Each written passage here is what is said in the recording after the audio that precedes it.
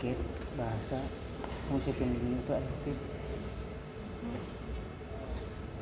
Kalau ada begitu. nggak tahu ya, buktinya kita nggak suruh masuk, ada kita kan.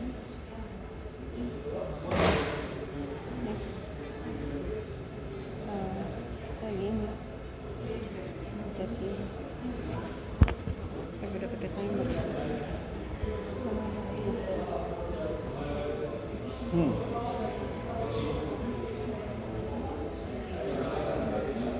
Coba lagi ke sana.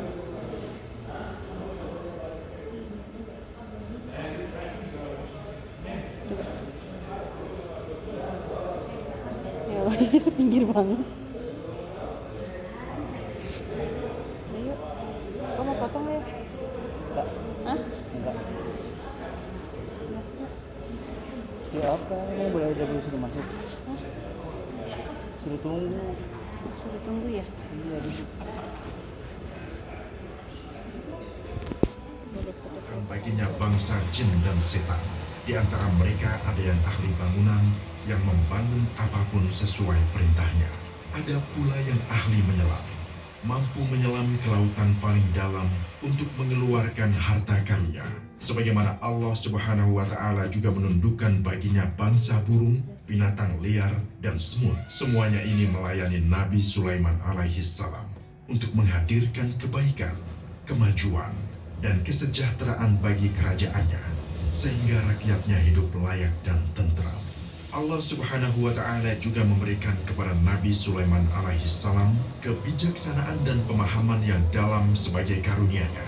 Allah Subhanahu wa Ta'ala telah mengajarkan Sulaiman alaihi salam bahasa burung dan hewan-hewan lainnya. Maka ketika ia bersama bala tentaranya berjalan dan mendekati lembah semut, seekor semut melihat rombongan tersebut dari kejauhan, kemudian menyeru para semut lainnya, memberi peringatan dan memerintahkan mereka masuk ke sarang masing-masing agar rombongan Sulaiman alaihi salam tidak menginjak mereka tanpa disadari.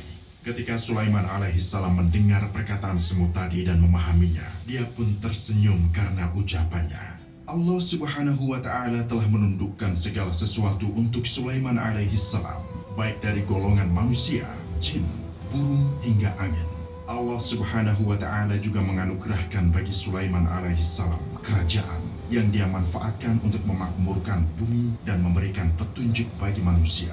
Sulaiman alaihi salam adalah seorang raja yang kuat dalam kebenaran, nabi yang berusaha mewujudkan tujuan Allah Subhanahu wa Ta'ala di muka bumi dan berupaya menjadi pemimpin yang baik bagi umat manusia. Kerajaannya meluas melintasi berbagai wilayah untuk mencapai tujuan mulianya, yaitu menyatukan umat manusia dalam beribadah kepada Allah Subhanahu wa Ta'ala, menolak perpecahan, konflik, kerusakan, dan pengurusakan.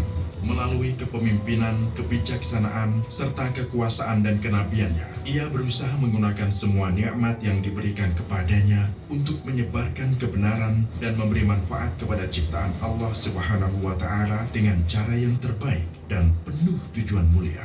Inilah kisahnya ketika dia mengirimkan seekor burung put-put dengan sebuah pesan kepada Ratu Saba untuk mengajaknya beribadah kepada Allah yang Maha Perkasa lagi Maha Tinggi. Bilqis datang untuk bertemu dengan Raja Agung tersebut dan memasuki istananya. Dia pun terkagum melihat kerajaan yang dimiliki Sulaiman alaihi salam. Dia juga melihat singgasana miliknya sendiri yang dia tinggalkan, seolah berada di sisi Nabi Sulaiman alaihi salam.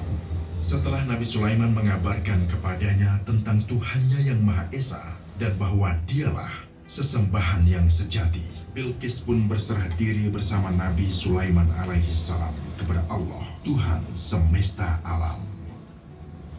Dia bersyukur kepada Allah Subhanahu wa Ta'ala atas nikmatnya yang besar dan tahu bagaimana menggunakan nikmat tersebut untuk tujuan yang baik, yaitu dalam rangka mengabdi untuk kemanusiaan, memakmurkan bumi, mencapai perdamaian, dan menunjukkan ketundukan kepada Raja para Raja, Allah yang Maha Mengetahui.